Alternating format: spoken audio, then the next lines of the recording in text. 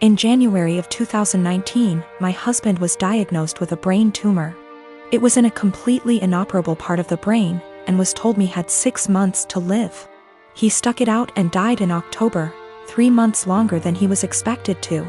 He was always positive, and decided a few weeks after his diagnosis that he would write letters for our daughters for significant events in their lives. My husband was my soulmate, and the past few months have been difficult knowing I've lost him. We have 2 daughters, Mia, who is 21, and Imogen, Imi, who is 19. All 3 of us have become a lot closer since their dad's death, and we've all really struggled. My husband and I were together since we were children.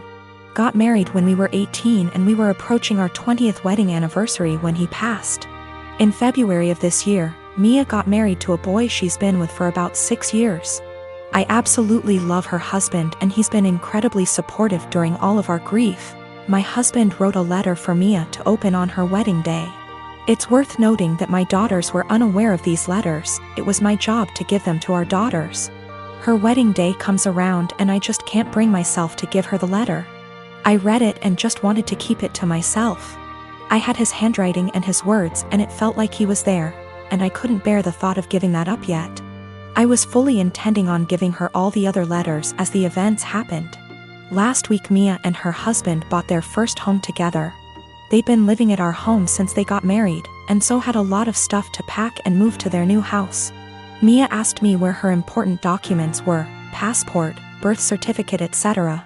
So I told her they were in my top drawer of my dresser in my bedroom. The only letter that was in there was the one I was meant to give her on her wedding day. The rest were hidden away. She immediately recognized his handwriting, and of course it was addressed to her, so she read it and broke down. She came and found me and started screaming at me, asking how I could be so selfish. I didn't really know what to say apart from the fact that I wanted to keep it and she could take a picture of it. Both my daughters called me an asshole and are convinced I'm keeping them from a load of their dad's stuff. The last year and a half has been hard for me, to say the least. Last March, my brilliant and hilarious and beautiful girlfriend Natalie suddenly passed away. Everyone always gave shit about us because of politics. We met in college when we were poli-sci majors. She is very liberal, think AOC, and I'm pretty conservative. We actually met because we were serving as treasurers for our school's College Democrats and Young Republicans clubs, respectively. And our groups would get together for drinks or bowling or laser tag once a month. Well, Natalie and I bonded over a lot of shared interests, and we hit it off. Even if we didn't see eye to eye on many issues, debating her was stimulating and formed the cornerstone of our relationship. We've had debates that went on until dawn. We just bounced off each other. She liked to joke that we were drift compatible. I wanted to marry this woman, but she passed away before we got a chance to talk about marriage. I'm in therapy and I'm working through not having her in my life anymore, but it's been rough. Then Rona happened and I got laid off, so I had to move back in with my parents and figure out what I am supposed to do now. My parents mean well, but they got married really young and are more conservative and religious than me. They've been trying to set me up on dates with single girls from their church since I moved back home. But I don't want to date these girls. No offense to them, but it's a small town in the American breadbasket. They don't share the same interests as me, and it feels like their only goal in life is to be a good Christian wife and produce a lot of babies. Trying to talk to them about current events is excruciating for me. The girls my parents tried to set me up with take everything they read on Facebook or hear from Fox News for face value. It makes me miss Natalie and our debates more. My parents mean well. I know they want me to find a nice girl and settle down with her, but not like this. They are nothing like Natalie and never will be. I miss her, even if my folks didn't like her ideas. But when I told them the other night that I wanted them to stop setting me up on dates with these girls, they freaked out and told me that I needed to consider settling down since I just turned 30. They're good girls from great families, I know that, and my parents like them more than they liked Natalie, but she was my one and only. I don't think it's fair for anyone when I still love her. They are even more angry at me because I told them that I just don't see myself getting married anytime soon. But like I said, Natalie was my soulmate and I just can't see myself being with anyone else but her. Yet, they are insisting that I need to find a woman and settle down and give them grandchildren. We were seriously close to talking about marriage. but around the time she died.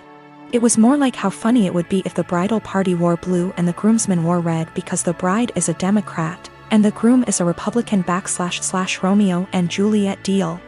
I wish we got to do that. Natalie thought it was hilarious. I have 3 fingers missing on my dominant hand. It's fine. I can type and everything and even manage to tie my shoelaces most days, and on the days I can't, that's the dyspraxia. However, I won't deny that it looks a bit odd to most people. I only have my 4th and 5th fingers, so my hand looks a bit like a child's drawing of a rabbit, and not a good one. I'm used to people asking about it, usually after staring for a good minute or 2, but I still find it annoying. I really don't get why you'd think it would be an okay thing to ask someone about, but hey, I wasn't raised in a barn. Usually I nip the questioning in the bud by just explaining the truth from the get-go, and assuming that enough people will gossip about it that the message will spread by the end of the day. It always does. Anyway, I started a new job about a month ago, and I honestly could not face going through that same cycle again. I felt like the time had come to not play into it anymore and to make something out of it, and I decided to make myself laugh. When the first new coworker asked about it, I completely lied and told her that I chewed them off as a baby. I then decided to tell the next person who asked that I cut them off with a plastic knife at a picnic. And the next person that I was born with 6 fingers and they removed too many, and so on.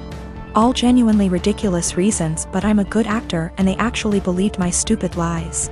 I didn't expect them to, a plastic knife, through bone, but there you go.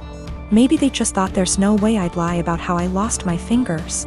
Within about 3 days, I learned that my coworkers had been arguing about the actual reason, and it seems like a lot of them now actively dislike me for lying to them.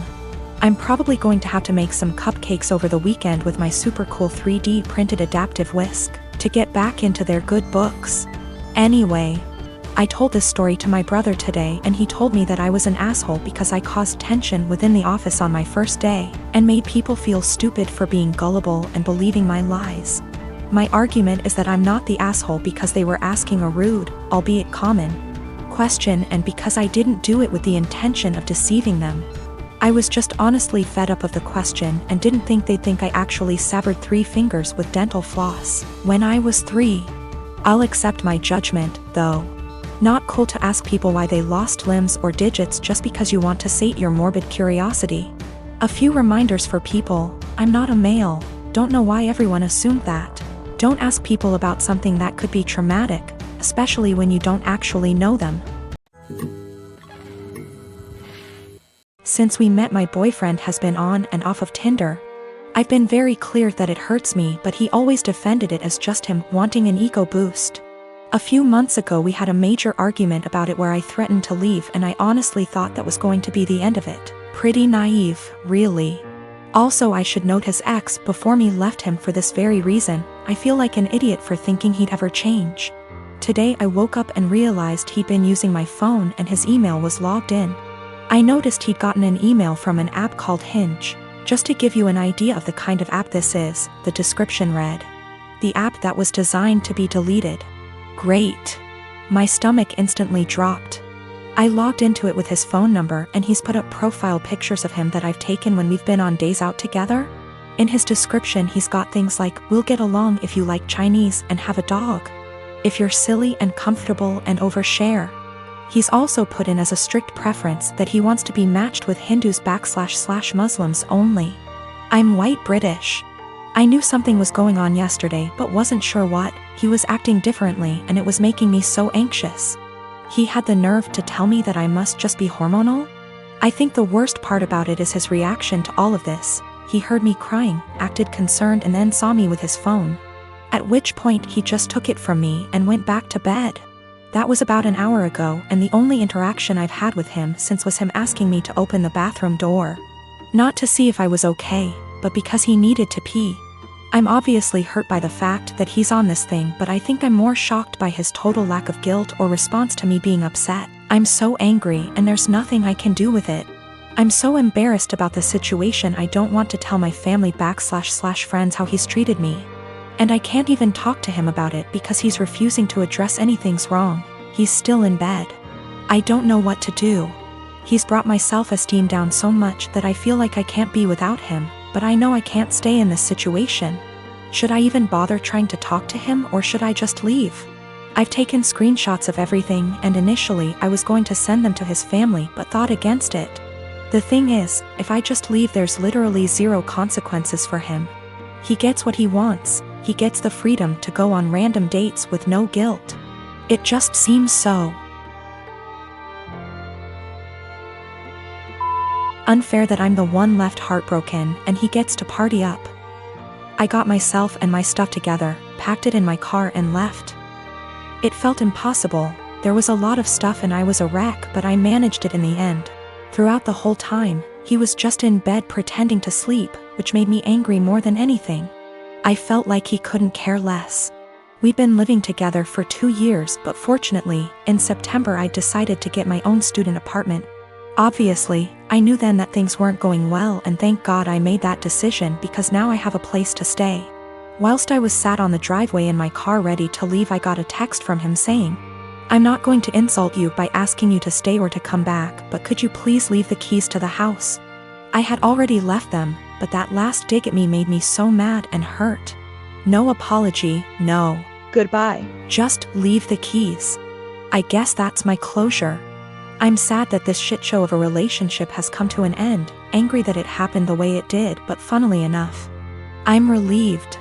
I can do what I want now and get on top of my self-esteem issues. I'm driving down to see my mom and the rest of the family tomorrow. I haven't seen them since Christmas and I absolutely cannot wait. The anger's still there, but I'm just going to get on with things. I absolutely cannot waste any more energy on that guy.